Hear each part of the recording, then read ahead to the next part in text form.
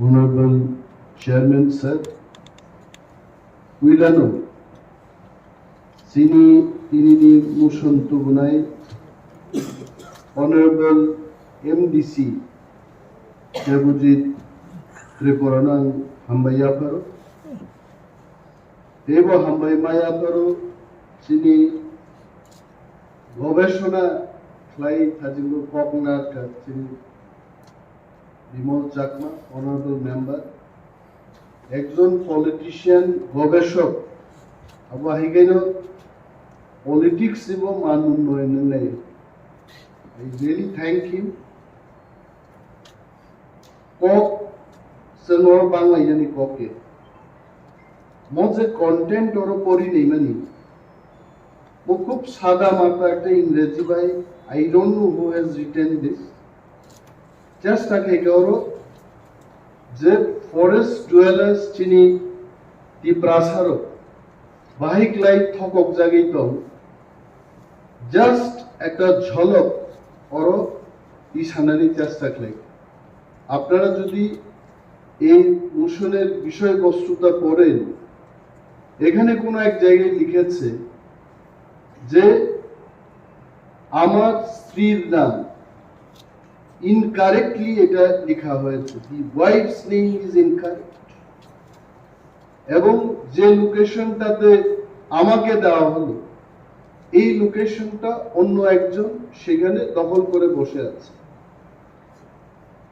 এই যে হয়রানি এটা কারা করেছে যদিও বিমল বাবু বলেছেন যে টুকাটুকি বা রাজনৈতিক আলোচনা করা আমাদের উচিত না সমস্ত প্রবলেমের তার একটা উৎস থাকে আমি যতটুকু জানি ল্যান্ডলেস যাদের জমি নেই যাদের নামে কোনো দলিল নেই যাদের নামে কোনো পর্চা নেই অথচ বছরের পর বছর 200-300 বছর ধরে যারা জঙ্গলে বসবাস করছেন ত্রিপুরাতে না সারা ভারতবর্ষের মধ্যে তাদেরকে বনের অধিকার দেওয়া হবে এটাই ছিল আলোচনা এবং এই ফরেস্ট রাইটস যখন চালু হয় সারা ভারতবর্ষে বিভিন্ন এনজিওর মাধ্যমে সমস্ত ট্রাইবাল লিডারদের নিয়ে আলোচনা চক্র হয় তাদের মতামত নেওয়া হয় পরীক্ষা নিরীক্ষা করার পর বলা হলো মিনিমাম 70-75 বছর ব্রহ্মী যারা তংনাই বড় অর ফরেস্ট রাইটস প্রথম যে ব্যাপারটা এখানে বলা হয়েছে যে লোন নেওয়ার জন্য তাদের কাগজ ব্যাংকে গেছে মাই ফার্স্ট কোয়েশ্চেন ইজ একটা ল্যান্ডলেস মানুষ সে কেন লোন নেবে why he is going to take loan যার কাছে কিছুই নাই বলেই তো তাকে জমি দেওয়া হলো সে কেন লোন নেবে what the government is doing আমরা এখানে যারা আছি যদিও সঞ্জিত রিয়াং তার নামটা চেঞ্জ করে ভূমিকানন্দ রিয়াং করে ফেলেছে মাননীয় চেয়ারম্যানের কাছে আমি অনুরোধ করব যে প্রত্যেক সদস্যদের জন্য তাদের নিজস্ব অ্যালটেড চেয়ার থাকে এবং প্রথা অনুযায়ী তারা নিজস্ব অ্যালটেড মাইক থেকেই কথা বলতে আমি জানি বিধানসভাতে কোনো এক সময় কোনো মাননীয় বিধায়ক অন্য একটা টেবিল থেকে যখন কথা বলেন সেটা কিন্তু রেকর্ড করা হয় না and in the same manner honorable member Sanjit Riyang is sitting in the allotted chair of Bhumika Nandoriyan এগুলো যেন দেখা এখানে বলেছে যে এই ল্যান্ডের যে ডকুমেন্টটা এটা ব্যাংকের কাছে চলে গেছে আমার প্রশ্ন হলো এই যে ডকুমেন্টটা গেছে আদৌ এই কথা ইজ ইট কারেক্ট যেটা ফরেস্ট পাত্তার উপর ব্যাংক লোন নেওয়া যায় I don't know actually first time I am hearing in the house যে বনের পাত্তার উপর লোন নেওয়া যায় first time I am hearing in my life I am telling এবং এই যে কাজটা করেছে, কারা করেছে? তৎকালীন বামফ্রন্ট সরকার। এদের ইচ্ছা হলো তোমাকে ফরেস্ট পাট্টা দেওয়া হবে বলে 5 বছর তাকে রাজনৈতিকভাবে তার দলের কাজকর্ম করাতে শুরু করেছে, এবং পরবর্তী 5 বছরে একটা ভুয়া পাট্টা দিয়ে, এই ভুয়া পাট্টা, দিস ইজ ওয়াই wife's name is not okay, যেটা আমাদের মাননীয় অনারেবল ইএম এডুকেশন বলতে চেষ্টা করেছেন, জিও টেকিং। সেখানে ক্যামেরা নিয়ে, ফিটা নিয়ে পরিমাপের কোনো দরকার নেই। জিও টেকিং খাইব actual location identify climate in how many places geotagging খাতাবু পর্যন্ত।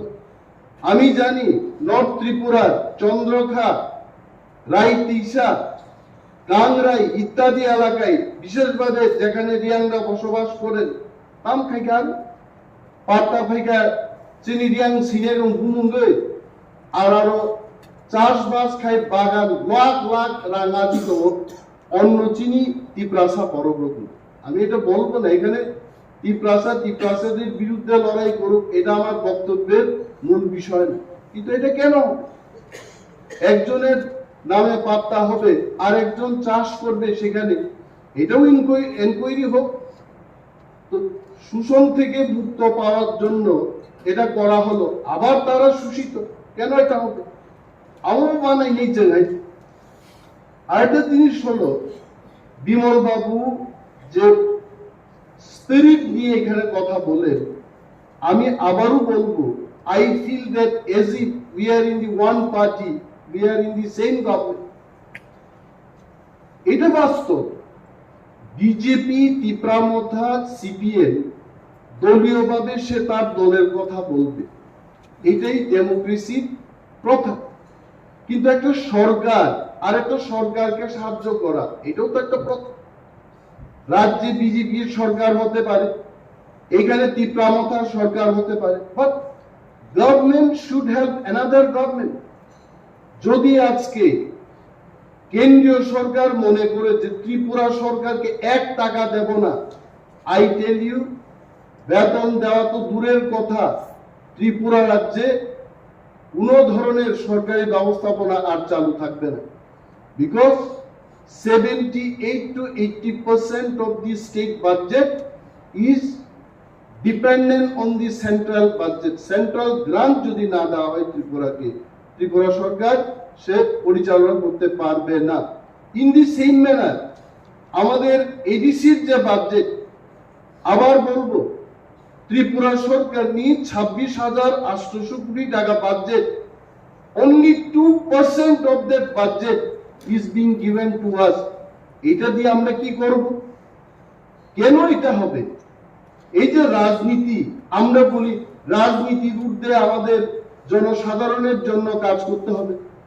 সরকারে বসে যদি মন্ত্রীও রাজনীতি করে সরকারের টেবিলে বসে, তাহলে জনগণের কি উপকার হবে?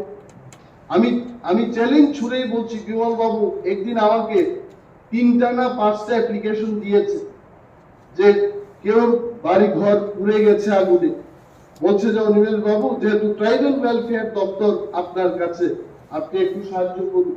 আই রিমেম্বার, সেখানে দলের বিষয় না, একজন নির্বাচিত জনপ্রতিনিধি আমার কাছে এসছেন, ওনার এলাকার বিধ্বস্ত মানুষ যারা ক্ষতিগ্রস্ত তারা ওনার কাছে গেছেন, সঙ্গে সঙ্গে আমি এটাকে আমাদের যারা সমর্থক তাদের যেভাবে আমরা দিই একইভাবে ওনারটা আমি দিয়েছি। This should be the spirit. I am not telling I am doing great job, but এই সমস্ত কাজ না হওয়ার কারণে আজকে কিন্তু এই মোশনের যে বিষয়বস্তু উঠে আসছে, এটা হলো মূল কারণ। আরেকটা এখানে বলি, আসলে কি ফরেস্ট রাইট সম্পর্কে কি আসলে আমরা জানি? আমিও কিন্তু বেশি কিছু জানি না। ফরেস্ট রাইট কথার অর্থ হচ্ছে জঙ্গলে যারা থাকে, বছরের পর বছর যারা থাকে, তাদেরকে একটা অধিকার। Beyond that I don't. যেহেতু ফরেস্ট রাইট একটা আইন, এটা একটা আইন, এই আইনকে এনে সবাই রুলস তৈরি করেছে, বিধি তৈরি করেছে। প্রথম আমি যে ব্যাপারটা সাজেশন দেব হাউসের মধ্যে, যে ফরেস্ট রাইট সংক্রান্ত ব্যাপার নিয়ে ত্রিপুরার বিশেষভাবে এডিসি এলাকায় একটা আলোচনা চক্র, যদিও আমরা করি নাই, পূর্বতন যারা সরকারে ছিলেন ওনারা করেন নাই, but we must have to start doing this. What is forest right, আমাদের কি অধিকার আছে? আমি যে চাইবো একটা জিনিস আমি নিজেই জানি না, হোয়াট ইজ মাই রাইট। এই রাইটস কি নিয়ে আলোচনা চক্র শুরু হোক। এখন আমরা যে দোষ দেব মানুষকে, কিন্তু দোষ নাই। এখন ত্রিপুরা সরকারকে যদি বলি, মাননীয় বিরোধী দলের নেতা বিমল বাবু বলেছেন যে এনসি দেববর্মাকে উনি রেভিনিউ মিনিস্টারকে ধন্যবাদ জানান। কেন আমি তো ধন্যবাদ জানাবো? কারণ ত্রিপুরার রাজনৈতিক ইতিহাসে এবং সরকার পরিচালনার ইতিহাসে এনসি দেববর্মাই নজির গড়েছেন প্রথমবার রেভিনিউ মিনিস্টার হিসেবে। আগে প্রত্যেকটি ল্যান্ড অ্যালটমেন্ট কমিটিতে সাব ডিভিশনাল লেভেলে জনপ্রতিনিধিদের রাখা হতো এবং জনপ্রতিনিধিরাই শেষ কথা ল্যান্ড অ্যালটমেন্ট কমিটিতে। এবং এনসি বাবু রাজস্ব মন্ত্রী হওয়ার পর কোন জনপ্রতিনিধিকে ল্যান্ড অ্যালটমেন্ট কমিটিতে রাখা হয় না। এটা কি জনস্বার্থে না জনবিরোধী? আমি কেন ধন্যবাদ জানাবো নাকি? দ্বিতীয়ত, আপনি বলেছেন যে 3টা দপ্তর এই বিষয়টা তারা সমাধান করতে পারে, রেভিনিউ, ফরেস্ট এবং ট্রাইবাল ওয়েলফেয়ার। আরে রেভিনিউ তো বুকুং বাড়ার হাতে, ফরেস্ট তো বুকুং বাড়ার হাতে। বুকুং নাই বললেই চলে, বাড়া কইলে কিছুটাও থাকে। সব তো বুকুং বাড়ার হাতে, ট্রাইবাল ওয়েলফেয়ার বুকুং বাড়ার হাতে। 3 বুকুং বাড়া বই যে সমাধান করতে পারছে না, আমরা শুধু চিৎকার দিই। আসলে এটার জন্য দরকার পলিটিক্যাল উইল, এবং যে ব্যক্তিরা সেখানে বসেছেন তারা তাদের সদিচ্ছার উপর নির্ভর করবে এটা হবে কিনা। যেমন শিক্ষা দপ্তরের কথা বলি, রতন বাবুর আগে যারা ছিলেন তারা রুটিন বারবার পরিবর্তন করত না। রতনলাল নাথ যখন শিক্ষামন্ত্রী হলেন, সকালের রুটিন বিকেলে চেঞ্জ হয়, কিন্তু আগে হতো না। তাহলে শিক্ষামন্ত্রী সেই চেয়ারটা না, ব্যক্তিতার উপর নির্ভর করে। তো আমি বলবো যে এই যে ল্যান্ড অ্যালটমেন্ট কমিটি, এগুলো কিন্তু আমাদের দুর্ভাগ্যের। এবং আরো একটা জিনিস হলো, এখানে সঞ্জয় বাবু আছেন, আমাদের স্বপ্না রানী দাস আছেন।